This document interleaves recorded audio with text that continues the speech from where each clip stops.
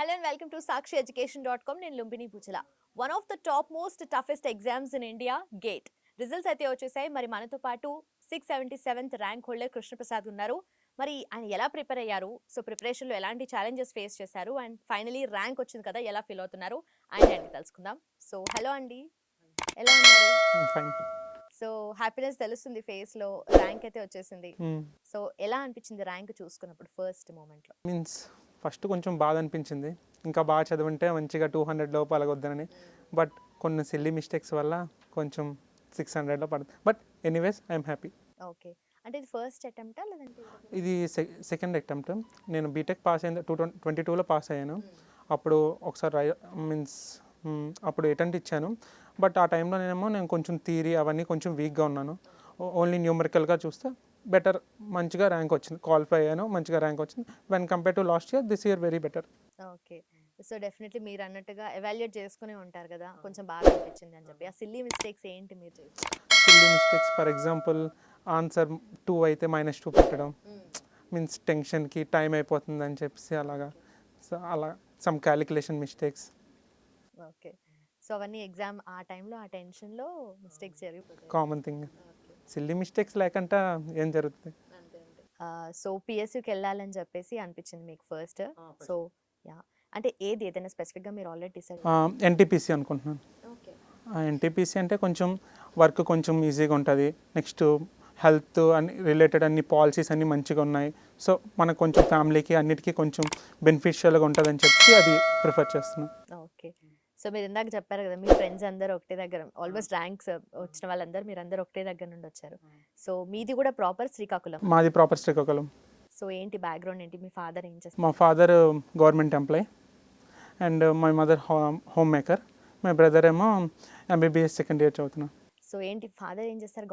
Government employee, head constable. So అంటే అటు side వెళ్ళాలని అనిపించలేదు? అంటే జనరల్లీ మోటివేట్ చేస్తారు. ఫాదర్ ఫోర్స్ చేయలేదు, మీన్స్ హెవీ డ్యూటీస్ ఉండడం వల్ల నైట్ టైం అంతా. సో డాడీ ఏమో వాళ్ళ కష్టపడకూడదని చెప్పి ఇలాగ ఇటువైపు పుష్ చేశారు.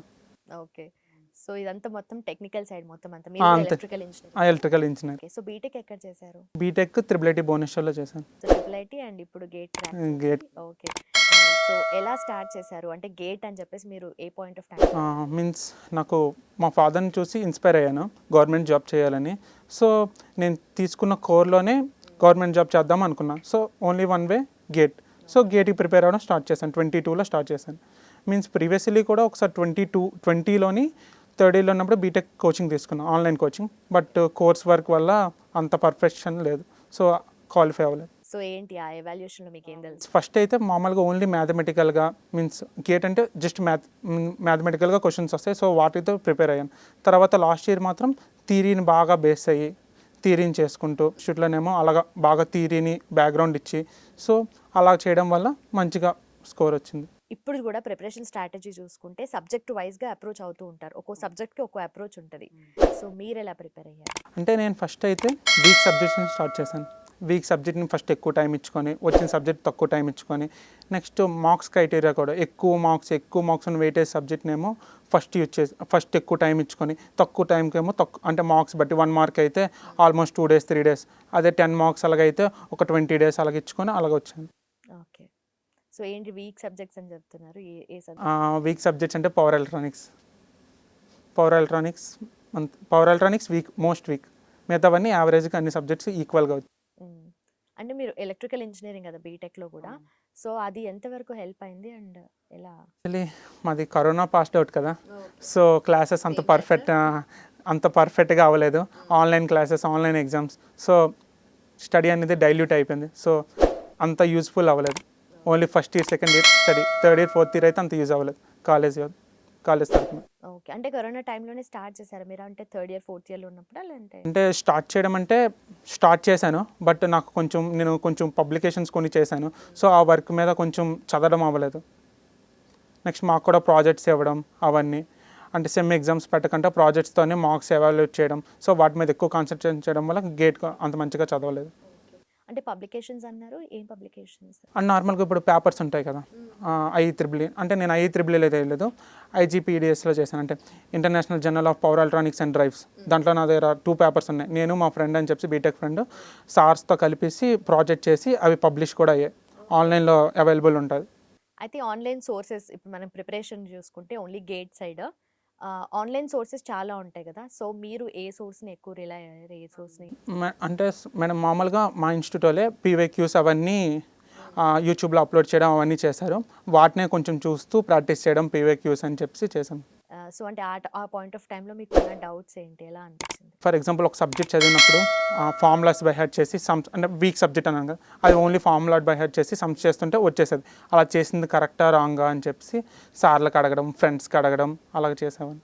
బీటెక్ చేశారు అండ్ నెక్స్ట్ ఇప్పుడు గేట్ కదా, అంటే వేరియేషన్ ఉంటుంది కదా సబ్జెక్ట్ వైజ్ కానీ లేదంటే ఎగ్జామ్ ప్యాటర్న్ వైజ్ కానీ. బీటెక్ ఎగ్జామ్స్ ఆర్ డిఫరెంట్ కదా, so gate exam completely different అయిపోతుంది. సో దానికి దీనికి ఆ వేరియేషన్ ఎలా మేనేజ్ చేస్తారు మీరు? మామూలుగా బీటెక్ ఎగ్జామ్స్ అంటే 1 నైట్ స్టడీ, 1 నైట్. బట్ దీనికి మాత్రం hard practicing sums more and more test series అని చెప్పి, ఇన్స్టిట్యూట్లో ఇచ్చిన హ్యాండ్ అవుట్స్ అని చెప్పి, నెక్స్ట్ టెక్స్ట్ బుక్స్ అని చెప్పి అవన్నీ అలా ప్రిపేర్ అయ్యామని. బీటెక్తో పాటే ఇది కంటిన్యూ చేశారు మీరు? బీటెక్లో అంటే 3rd ఇయర్ హాఫ్ నుంచి 4th ఇయర్ స్టార్టింగ్. సో కంప్లీట్గా 3 years పట్టిందా మీకు? Almost 2.5 years. So first attempt already చేసినప్పుడు అప్పటికి మీకు నాలెడ్జ్ అంటే మీకు హాఫ్ నాలెడ్జ్ ఉంటుంది డెఫినెట్లీ. అండ్ ఇప్పుడు చాలా కంప్లీట్గా దీనికి అప్రోచ్ అవ్వడం జరిగింది. సో మధ్యలో ఎవరి గైడెన్స్ తీసుకున్నారు, ఆ చేంజెస్ మీరు ఎలా చేసుకున్నారు అసలు? గైడెన్స్ అంటే మా బ్రదర్ ఒకరు ఉన్నారు, మీన్స్ రిలేటివ్స్. అతను ఆల్రెడీ గేట్ ర్యాంకరు, అతని దగ్గర గైడెన్స్ తీసుకోవడం. నెక్స్ట్ ఏమో ఫ్రెండ్స్ ఇచ్చింది, సార్స్ ఇచ్చింది.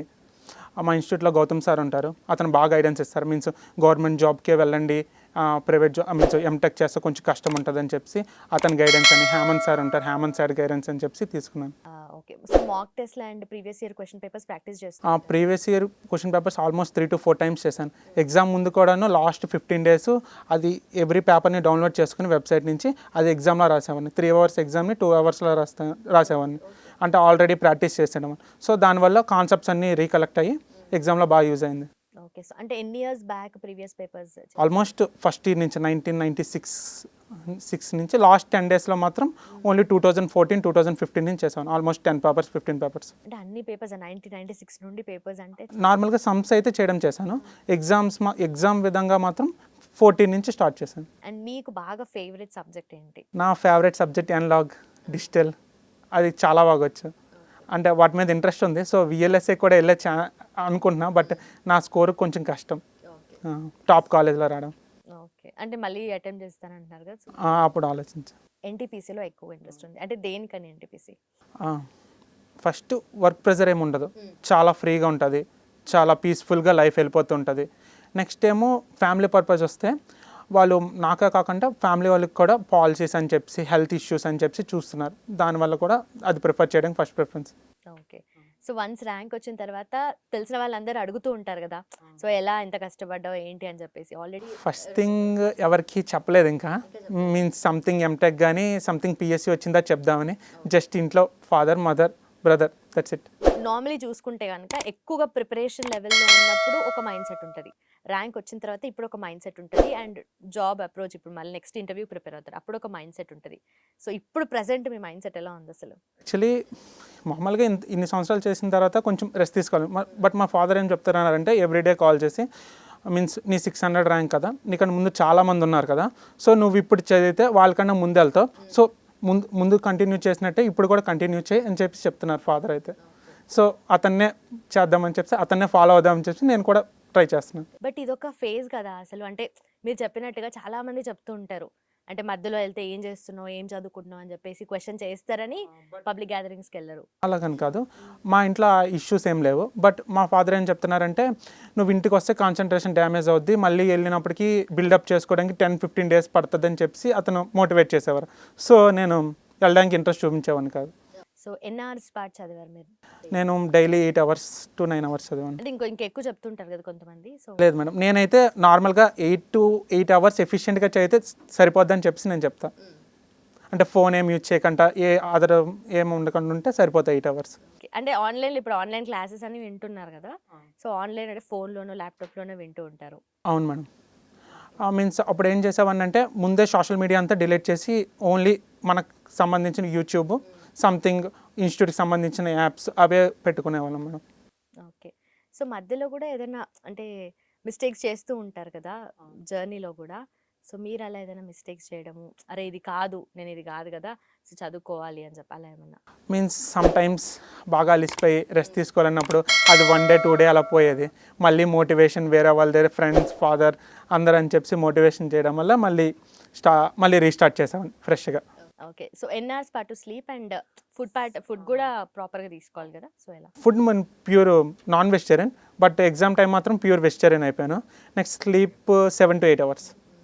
ఎందుకని వెజ్ అంటే మైండ్ మీద ఎఫెక్ట్ ఉంటుంది? ఆ మైండ్ మీద ఎఫెక్ట్ ఉంటుంది అని చెప్పి pure vegetarian last 2 months pure vegetarian. ఇట్లా ఎలాంటి సపోర్ట్ ఇచ్చారు నీకు ఇంట్లో? ఫాదర్ మదర్ ఎవ్రీడే మోటివేట్ చేసి ఎవ్రీ మీన్స్ మార్నింగ్ ఒకసారి ఆఫ్టర్నూన్ ఒకసారి ఎంత చదివా ఏం చదివా అని చెప్పి ఎవ్రీ టైం మోటివేట్ చేస్తూ ఉండేవారు. వాళ్ళకి చెప్పేవాడిని ఈ సబ్జెక్ట్ చదువుతున్నా, ఈ సబ్జెక్ట్ వీక్లో ఉన్నా, ఇంతవరకు కంప్లీట్ చేసా అని చెప్పి చెప్పేవాడిని. సో మదర్ కూడా ఫాదర్కి చెప్పేవారు. ఎక్కువ ఇష్టమైన సబ్జెక్ట్ని ఎక్కువ టైం స్పెండ్ చేస్తారు, అంటే ఎంత వచ్చినా కూడా మళ్ళీ దాన్నే చదవడానికి ఇష్టపడుతూ ఉంటారు. అది నేను ప్రిపరేషన్ స్టార్టింగ్లో అంటే మార్చ్లో ఉన్నప్పుడు ఎన్లాక్ కావాల్సిన టైం, డిజిటల్ కావాల్సిన టైం ఇచ్చాను. సో ప్రిపరేషన్లో చాలా మినిమం టైం ఇచ్చాను, రాలేని సబ్జెక్ట్స్ మీద ఎక్కువ టైం ఇచ్చుకున్నాను. సో ఇప్పుడు ప్రిపేర్ అవుతున్న వాళ్ళకి, ఇప్పుడు నెక్స్ట్ ఎగ్జామ్కి ప్రిపేర్ అవుతున్న వాళ్ళకి మీరు అడ్వైస్ అంటే ఏం చెప్తారు?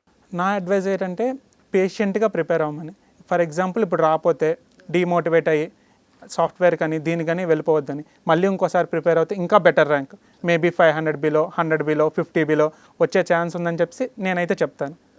బట్ బీ పేషెంట్ అండ్ చదివినప్పుడు మాత్రం కొంచెం డిస్ట్రాక్షన్స్ లేకుండా చూసుకుంటే చాలు. సో ఇంటర్వ్యూకి ఎలా ప్రిపేర్ అవుతున్నారు మీరు? ఇంటర్వ్యూకి అయితే ఓన్లీ థియరీ ప్రిపేర్ అవుతున్నాం మేడం. సార్ నోట్స్ వేస్తే స్పెసిఫిక్గా చదువుతున్నాం. ఏ రెఫరెన్స్ బుక్లు కానీ టెక్స్ట్ బుక్స్ కానీ ఏం చదవట్లేదు. సార్ చెప్పిన notes enough, more than enough. So nice. And interview కూడా క్రాక్ చేసి నెక్స్ట్ మీరు ఏదైతే అనుకుంటున్నారో అది సాధించాలని కోరుకుంటున్నాను. And all the very best. Congratulations once again. Thank you ma'am. Thank you.